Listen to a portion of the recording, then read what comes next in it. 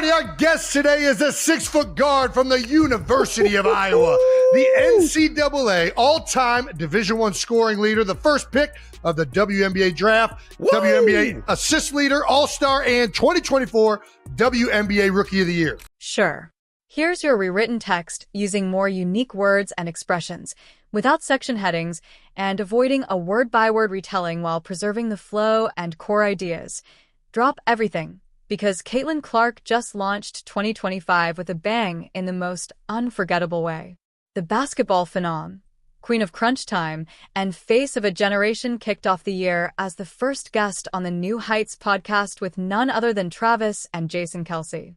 She's the most requested guest in the history of our show, and the Time Magazine Athlete of the Year, Miss Caitlin Clark. Please welcome everyone. Yeah. And trust, Caitlin came ready. From stunning revelations about her journey to insights into her mindset after a historic season, this interview delivers moment after moment that'll leave you absolutely floored. What's her take on the way? I appreciate it. I'm excited. I don't get excited about many things, but this was at the top of my list, so. We made it. The Kelce brothers wasted no time setting the stage, kicking off the show with their signature humor. Jason. How many accolades did we leave off? How many accolades do you have right now at this point, Caitlin? I think you might have made some up. I don't know. Yeah, well, I don't think so. I'm pretty sure on that. I feel like you're kind of like Wayne Gretzky for basketball right now. Gretzky. The amount. If you go to the Wikipedia page and you look at like the list of like awards and achievements, it's like endless. It is. Yeah, we had to limit it to this list just to get the show started. I appreciate it. Thank you. Of being a generational talent? What's fueling her meteoric rise from here? And why is one of her NBA remarks lighting up social media? Buckle in. We're breaking it all down right now. And Jason wasn't being dramatic. Caitlin didn't just have a great year, she had a record-shattering one. In her senior season at Iowa, she stacked up at least 40 records and accolades. Is there any accomplishment, I guess, of all these accolades that has meant the most to you? Oh gosh, that's a good question. Well, I'd give you the answer my mom would say is probably academic All-American. She was proud of me for being a good student in college. So that's that answer. Nobody Love talks that about answer that. from mom. What I'm talking about. I did all right in school, so hung in there. But other than that, I mean, they're all cool, but you don't really care. It kind of just comes with it. It comes with having fun. And accolades.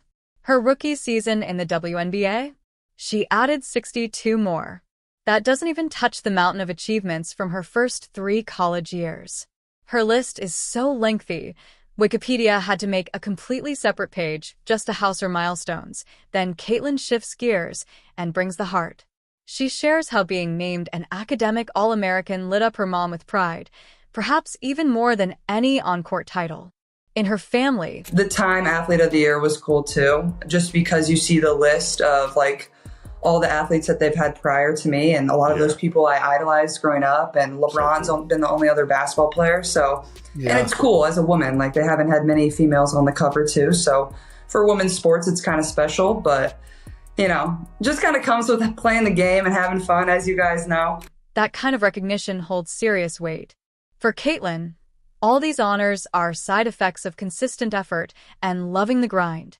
She never chased records, she chased growth. And just when you think the highlights are over, she drops the real gem.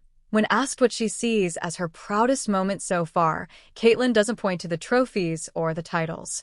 She humbly waves off the spotlight of being Athlete of the Year and instead frames it as a win for... That's right. How long have you been a part of the kingdom? I'm sorry, Jason. You can apologize to me. I'm honorary member. I'm a Midwest kid, so there's this picture that's been circulating a couple years ago when I was on Peyton Eli's Monday Night Show, where I'm in a full Chiefs outfit. I had family in Kansas City, and I grew up in Des Moines, Iowa, which is only 3 hours from Kansas City. So that's just the closest NFL team. So my dad was a big Chiefs fan growing up. All of women's sports. To her, it's about shifting the landscape. Bigger crowds, booming viewership, more eyes on the game. Her outlook is bigger than personal glory, and that grounded perspective is exactly what makes her such a magnetic figure both on and off the hardwood. Things People think I'm like a bandwagon Chiefs fan. I'm like, no, I was there before Patrick and Travis. Like I love it. We were ride or dies. So we've been big fans. And now obviously all the success you guys have had has made it a lot of fun for us. get lighthearted when her Kansas City Chiefs fandom takes center stage. Her eyes light up talking about their journey and her connection to the team since... Who was your childhood like? My brother loved Tony Gonzalez. Like that was Tony his guy. G. Yeah. What a guy. So He was the chief. we would go to like one game a year growing up with my cousins down in Kansas City. That's so and we fun. still try to go. We went to the Christmas Day game last year. I think the year before you might have played on Christmas Eve, maybe. We went to that. We were sitting outside for that one. My toes were like about to fall off. My fingers about to fall off. I don't get how you guys play in that type of weather, but it's fun. And like obviously we got heaters on the sideline. They let us cheat. Arrowhead's not too bad. childhood. With Travis Kelce sitting right there. I got some time. So hopefully I can make it to a Chiefs game here soon. Maybe a playoff game or something. So I'll tell you what, we punched our ticket, so we're definitely I know. we're gonna at least Love have. I would assume we at least got one at Arrowhead, but you're invited to them all. So all right. Appreciate you guys. Thank you so much. The chemistry is electric. The jokes fly. No, it was always a big deal. My dad always had them on, whether we were in the basement, whether we were upstairs. A lot of times my family would be cooking. My mom is like the best chef of all time. So she would oftentimes make really good food while we were watching, but that's what I really looked forward to most on Sundays. You know, there wasn't obviously college sports, but you know, we would be watching the Chiefs and I would be upset if they lost, and I still am. Like every Sunday, that's what, you know, is usually the brightest part of my day is turning on the TV and watching the Chiefs. And her passion is obvious. She's not just a basketball genius. She lives and breathes sports. She even makes a personal fan request to Travis, and you can tell it's coming from a true diehard. Then she takes us back to her first steps in the game. From going toe-to-toe with the boys to middle school battles that turned heads, Caitlin's roots in the sport run deep. And then, the jaw-dropper, she got her first college recruitment letter in 7th grade. While most kids were we heard you got your first recruiting letter in 7th grade. Yeah. Is this true? Yeah. So at the time, like, That's insane. It's insane. Were you It's playing honestly- with high schoolers at this point? yeah, it's honestly sad. Like where college like recruitment has kind of gone, it's just insane. But also, I got you. I feel very fortunate. Like my parents were just like, they told my older brother, like, go get the mail. Like, we don't want your sister to see that. They like wanted me to be in 7th that's grade and cool. like enjoy middle school and like hang out yeah. with your friends. Like you shouldn't That's be cool. worrying I about where love you're going that. to college. I love that so much. navigating homework and hallway drama, Caitlin was already catching the eye of top-tier programs. She shares how that early recognition shaped her. Yeah, so I didn't really take any visits until like after my freshman year of college, and then I didn't decide until my senior year. So I was never in a rush, and my parents did a really good job of like make sure, you know, I have a good circle around me. Like it wasn't always about college recruitment. I wasn't like posting my offers. Like also that wasn't really a thing when I was growing up. path and how her parents kept her grounded, making sure she had a real high school experience while still chasing greatness. And even though she's only 22, It is now. I mean, it had to be close to when you were growing up. I mean, Yeah, it was close. Like people were starting to do it, like post like, oh, I got an offer from here. I got an offer from here. and especially in basketball. Now it's all you see on social media. It's like only people talk about. It's crazy. But obviously times have changed too. But Oh, times have changed. yeah, it's 7th grade was wild. And I was playing up like 2 years. So I was playing with high schoolers. But yeah, I didn't really like think anything of it. Like I was just going out there and hooping and having fun. And it's kind of just what came with it. she's already reminiscing on how much has changed. There's a wisdom in her that belies her age. Reflecting on her WNBA rookie season, Caitlin talks about the delicate dance between being the new kid and the inevitable standout. She details how she learned to adapt to a league full of elite talent while still letting her own brilliance shine through. If you'd like, I can continue. And like you come in as a rookie and like you said, like you're trying to figure out a new environment, new teammates. Like you don't want to say too much. You don't want to say too little. And it's just so hard. But like in my scenario, and obviously you guys too, like you're already highly thought of. Like people are turning to you to like be something or be someone. So it's hard. Like you're trying to get your feet wet, but also not do too much. And I think that's kind of what I struggled in early on is like, I don't know what to say. I don't know how to say it. I don't know how they're going to react. Or tweak any part of it for a different tone, more journalistic, dramatic, poetic, etc. Here's your passage rewritten with more unique language and expressions, avoiding a word-for-word repetition and maintaining a natural, continuous flow without section headings. True to how she plays the game, Caitlin Clark brings that same intentionality into how she communicates. For not knowing, you nailed it. Yeah. Well.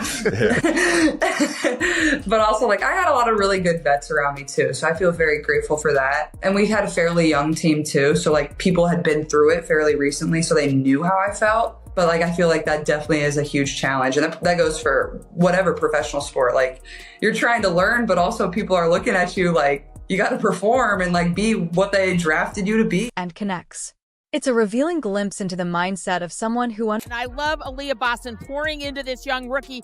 It's supposed to be hard. This is an adjustment period, and Aaliyah making sure that her rookie knows we have your back. understands leadership isn't just about stepping up.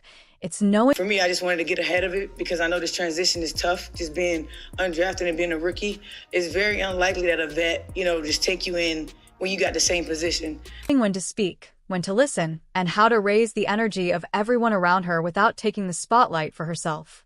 Caitlin makes it a point to highlight the veterans. My eardrum popped and like ruptured, and I knew it. I knew it right away because I've done it before, and I was just like, it hurts so bad. I don't know if you guys have ever done that, but I've done it. How did you do it before? Can I guess? I was too. Oh yeah, guess. It was very Midwestern. You did it in water. You did it in water. Something correct. with water. I got launched off a tube. Why did you just get so excited? What are you, some brainiac? That's how I did mine. I went off the diving board and tried to do as many flips as I could and smack my side of my head in the Heights High School swimming pool. And teammates who've played a crucial role in easing her transition into the pro league. With genuine appreciation, she credits their mentorship, support, and Jason was a male swim cadet, so he had to be This wasn't during swim cadet. Don't put me on blast like that, Travis. That's funny, but yeah, I got launched off a tube in the middle of a lake. I was like underwater. I'm like, am I okay? That's some Midwest stuff right there. But yeah, so that was my welcome to the W moment. shared wisdom for helping her adjust and thrive on this new stage. For all her undeniable skill, what shines brightest is how clearly she values the people who've walked alongside her. Remember that unforgettable. I would say like, I don't know, life-changing maybe? That's a great one. I think really And like that's all in a good way. Like, I mean, things just change really fast. Like, as you guys know, like that's just how the world works. And especially with social media, people see a lot of your life, but that's what makes it fun and why I've had so many cool opportunities too. So it's crazy. Like looking back at a year ago today or around this time, like I was just beginning my senior year of college. And obviously, people knew who we were and people attended our games, but it's obviously not on the magnitude that it is now. Unforgettable moment with Aaliyah Boston during her debut game against the Connecticut Sun. Or when Erica Wheeler instantly embraced Caitlin with open arms. That's the kind of leadership and camaraderie that's been. So like life just changes fast, but that's what makes it fun and cool. And, quickly started a new chapter of my life too, like moving here to Indianapolis, and feel lucky I'm still in the Midwest. I know you guys like the Midwest. So I've been in the Midwest my entire life. Jason's officially an East Coaster now. Yeah, but Philly, of all the East Coast cities, kind of has like some Midwest feel to it. It's just the most west. I don't of think the Philly East. wants to hear that. They'll probably hate that I said that, but whatever. yeah, they're not going to like that comment. They want to be far from the Midwest. No doubt. Exactly. Instrumental to Caitlin's development in her first year. Their presence helped shape her path, and it shows. When the conversation turned to Caitlin's welcome to the league moment, the dynamic between the three was electric. The back and forth, the shared laughs, the way Caitlin gave space for others to share their stories, it was pure gold. She listens just as much as she leads, and that balance. What are your suspicions potentially as to why the NBA ratings would be down? Honestly, like I feel like the average just like basketball fan doesn't understand how good NBA players are, and they think it looks like they're not trying. I promise you they're trying. They're just like so good. Like that's why it looks like they're not trying. And obviously the physicality of the league has changed a lot, and I wasn't around when it was like much more physical, and maybe people want more like beef and physicality, and people think it's gotten soft, but I think that's also because the skill has just changed. And like, It is rare that as things slowed down, Caitlin got reflective. She spoke honestly about. That's what's great about basketball. Like it's always evolving. Like it's going to be different than when MJ played. It's going to be different in 10 years than it is now. So it's hard for me to like put my finger on like why it has gone down. And also it's competing against a lot of football right now. You have to take that into consideration. Like football is just, you know, that's America's favorite thing. I think people should like, I mean, I love 3-point shooting. I love seeing guys just like launch threes, but not everybody loves that. So I don't know. About how much her life has shifted in the last year, not just in terms of basketball, but in the doors that have opened, the personal growth, and the... What do you think about a 4-point line? I love that. Let's do it. That's a actually great idea. genius. That is Genius. 4-point line. How does the criminal justice major come up with the best marketing plan right here? Sometimes you just got to open your eyes, Jason. Look at the sheet of paper in front of you. Or we could get like just 2 spots. Yeah. What about you're saying that everybody's questioning how physical the game is. What do you think a hockey style fight once a game? Just everybody picks a fighter. Who doesn't like a boxing gloves so nobody 2-minute gets too penalty hurt. boxing, you can come back in, you don't get ejected. That's what I'm saying. All This right. dude's got some reach. hard-earned lessons along the way. You could hear the gratitude in her voice, not just for the... Then that's when I loved it. I think it should be East versus West. Like that's true All-Stars. Like No doubt. East versus West, battle it out. That's what it was about. Yeah. So I think that's what it should be, but obviously not the commissioner. Mm-hmm. I'm on board for East versus West, All-Stars. I think that's the whole point of it. That's why you're an All-Star. It's the best from the East versus the best in the West. Play each other. See which side's better. wins, but for the full ride, the challenges... I'm not going to lie. I'm not a fan of any of these in-season tournaments that the NBA is doing. Yeah. I I was actually talking about this today. How are you not? What is there to not be a fan of? all the funky floors, and then there's tournaments, and they don't mean crap. Can we just play basketball? Can we just play basketball? I'm getting like a migraine looking at the neon green floor. the pivots, and the people who've stuck by her. It's one of those... I did. You hit a person on a tee box. I don't know how you do that. Okay. Who would hit a person on a tee box? Yeah, I know I can relate. Jason, I don't know if you played in enough pro-ams yet to hit anybody, but... The video that was going viral where I like completely topped it. So it's crazy. Like we're playing like these long par threes that are like 200 yards. I'm like, I'm not good enough to hit a par 3 like 200 yards. Like, so I whip out my hybrid. I'm like teeing up my hybrid club.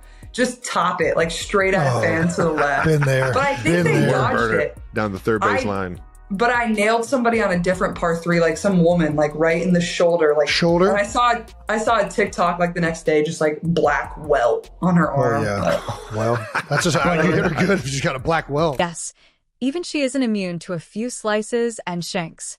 It was a reminder that beneath all the accolades, she's still just someone who loves sports. And are you more competitive in golf or basketball? That's hard. I think like golf makes me more mad because I'm not as good at it. Like I'm just like the average hack, and like you want to be good, like you're competitive, just like basketball or football. Like it's like, why am I not good at this? So, and it's like it's an individual sport, and we're used to team sports. So I think that's what pisses me off too. It's like it's all on me, and I know it's all my fault. So I share your pain.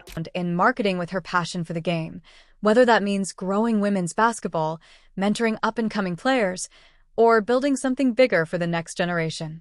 Her ambition clearly stretches beyond just playing. She's already laying the groundwork for an impact that will last long after her playing days are over. By the time the interview wrapped up, it was hard not to walk away feeling fired up. Caitlin's journey. What would Caitlin Clark be doing? You said you were a marketing major. Would you have gone more into that world, or you think you would have jumped into something else? Oh man, that's tough. I think if my basketball career would have ended, I still would have loved sports just because it was like such a huge part of my childhood and like what I did. Yeah. So I don't know, maybe like try to work in like a front office of a sports organization or something like that. I think that would be cool. Not like the coaching side of it, but like the operations side and getting to do like free agency stuff. And I think that would be really cool. Her down-to-earth attitude, her clarity of vision, it's a powerful mix. She speaks from a place of purpose, with a voice that feels both grounded and visionary. Her story is still unfolding, but one thing's for sure. Whether she's sinking threes, breaking barriers, or mapping out her next move, Caitlin Clark is building a legacy that reaches far beyond basketball. Want to dive even deeper? Catch the full episode of the New Heights podcast. It's packed with moments that didn't make the highlight reel. If you liked this breakdown, go ahead and drop your thoughts in the comments. Hit like, subscribe, and make sure those notifications are on. There's more coming, and you won't want to miss it. Let me know if you'd like this adapted into a script, article, or social media post.